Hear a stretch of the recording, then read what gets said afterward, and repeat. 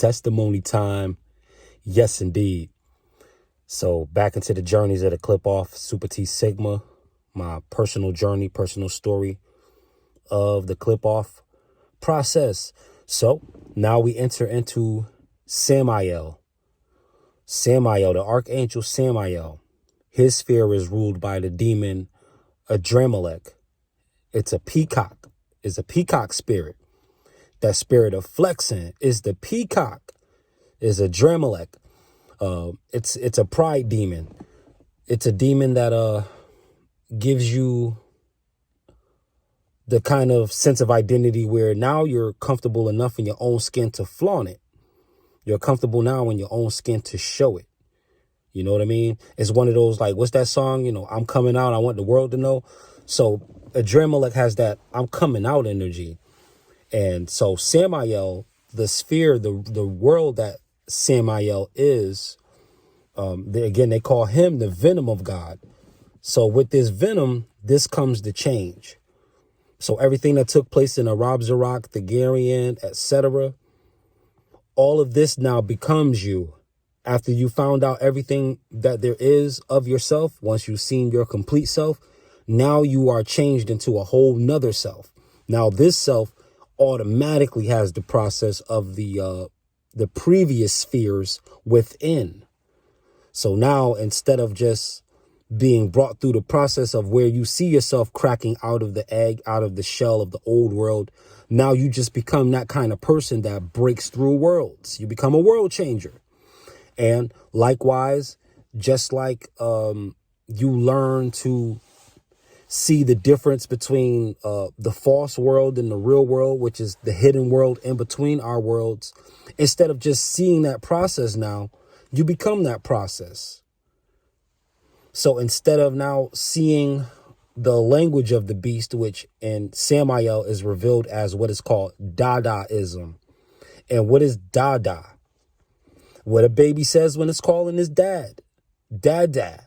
Dadaism is father energy. That's the mystery behind Dadaism. Is a secret mystical language that's involved in creation. But it's dark magic creation because you're using like symbols and chants and all of that. Now, in my personal journey, again, I didn't go through any of this. I was self-initiated. So I wasn't like knowingly using Dadaism. But the creative juices that were flowing at that time when I found myself becoming just a new person, a new version of myself. And I was like, once that other inner skin stuck, it's like a mask that sticks because it's really your face behind your face. And once you find out that you can't pull that thing off and that the new you is actually the other half of the real you, then you see what the venom of God does, because it's a strong drink that just takes the illusion away. Now you pull the covers off of the world. Now you become a person who pulls the covers off of the world. So Samael's sphere helped to make me very, very analytical, not to go into cynicism. I wasn't bitter any longer, because that process was basically finished in Arab-Zarak, where I got a chance to see what was happening with the bitterness of being disillusioned and basically disenchanted by all former belief systems. So Samael takes all of those restrictions out of the way. So now you don't have any boundaries or barriers between you and your true identity on the magical path. This is when you become the you that you always wanted to be.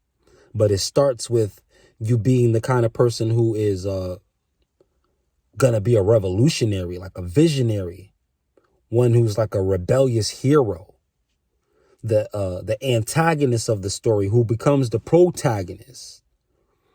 This is what Samael does. And Samael, again, is the husband of Lilith, according to demonic lore. And with him and Lilith, they gave birth to all of the entities that exist in Gamaliel's particular sphere of the Qliphoth. And what they do is they produce a lot of the Cambrian energy that you see. And the Cambrian, of course, is incubi, succubi energy in the production of a child. So this doesn't mean that all kids, you understand, are Cambrians. It doesn't allude to that. But excessive lust to the point of a violent pursuit of it, this will pass on to your offspring as exceptionally hard-headedness, stubbornness, fierceness, meanness.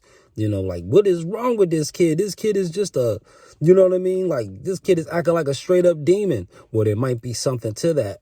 One of the parents may have had succubus or incubus energy. Samael and Lilith produced that because of the position that they were in, particularly Lilith, because she was the one that basically got kicked out of the garden. She was, in older legends, she was originally assigned to be the wife of Adam. So if you could imagine that, the demoness vampire queen Lilith being put under Adam's subjugation by the Yahweh known as Jehovah. So he was gonna give Lilith over to Adam. Lilith rebelled, and then came Eve. So that gets, you don't get that version in a canonized scripture, but in other older text, much older text, you get that story of how Lilith was exiled out of the garden first. And originally she was betrothed to Samael anyway. So Jehovah, the Yahweh Jehovah, was pretty much breaking up a higher dimensional marriage by basically trying to take all of the higher spirits and make them subject to the lower spirits, which is flesh. And if you understand this with your mind's eye, intuitively, you can perceive that this is wrong, that this is a perversion of some sort. Whether the beings be higher or lower beings, either way, they're more advanced than flesh. So to subject something of a much higher vibration and higher energy and much more ancient energy, to subject something and someone like that to a mere human that was just made out of clay 15 minutes ago, and that's your boss on the job. You see how that goes? I was experiencing this Lilith type of treatment in the workforce to an extent. Yes. Whenever you got to go train the person who's going to be your boss, that's Lilith treatment. I had like one of the jobs at one of these little private software companies. I was training like 10, 15 people a month. They were shadowing me, just sit at my desk. I was the only one in there with the dual screens and all of that. Got the job straight off the streets. I came smooth out the gym. I was leaving Bally's and I said, I'm about to, go down into the city and just see what's going on. Because I had just left a software company and going into another software company that was really more so just customer service. It was pretty much brokerage. You just be in the middleman between client and customer. That's all it really was. But in my persona and just my personality and the computer background that basic undergrad college prepares you for, with all of the papers you got to type in, all of the research you have to do, you're going to be a beast when you go into the clerical field. It's just going to be that way. That's what comes with it. That's what comes with a degree. That's what comes with college. You got to do some papers, but that's going to help you when you got to get on them computers and answer those phones, though. It's going to help you bring in hundreds of thousands of dollars over the span of however many years, like that. But again, people who didn't even have half of these qualifications, I was training them to be managers. And I wasn't a manager. I had to go to a whole nother department to get my raise. I had to go into like contracts or something like that. They wasn't, I didn't know enough at the time either to be like, well, hold on, I'm training all of these soon to be managers. Let me be a manager. I'm training all of these field service agents. Let me do the field service agents. I was the one that y'all selected in this office to do the Chicago blackout project that happened in like 2010, 2011. I was negotiating between the field service rep that was a veteran at the company for 15, 20 years. And in 15, 20 years, he said, Torian, you're the only guy at the company that I could speak to. The rest of them, they just don't know what they're doing. You know what I mean? And with all of that, at the end of the day, I still didn't get promoted because I was coming in off the temp agency. These people were coming in regular, like they was applying straight up for this job at this company. I was just, I just filled out a thing for the temp agency and did it that way. And that job was right downstairs in the same building to the temp agency. So, they asked me a few questions, how you feel about this and that. And I'll say, I'm cool with it. That's good. So it was like Eden. It was like Eden. The money was good. Everything was cool. I was, holding meetings in the boardroom using the PowerPoint. But at the same time, they didn't make me permanent with the company. I was still a temp because they didn't really have room to make anybody else permanent because of me and because of how I was exploited, how I was used as a Lilith.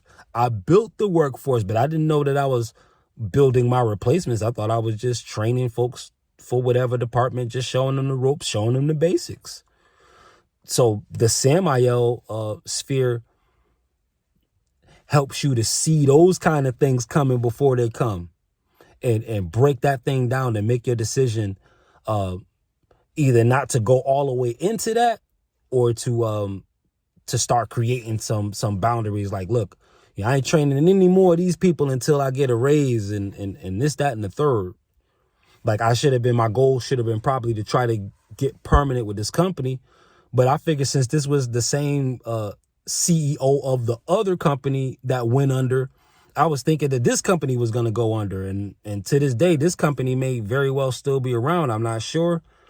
But to a degree, I doubt it very seriously. But this was one of the main experiences that helped me see the Samael Qliphoth very, very clearly. In hindsight, of course, I was just living life back then. I didn't know what was happening. But this is what it was. And this is the initiation that was taking place.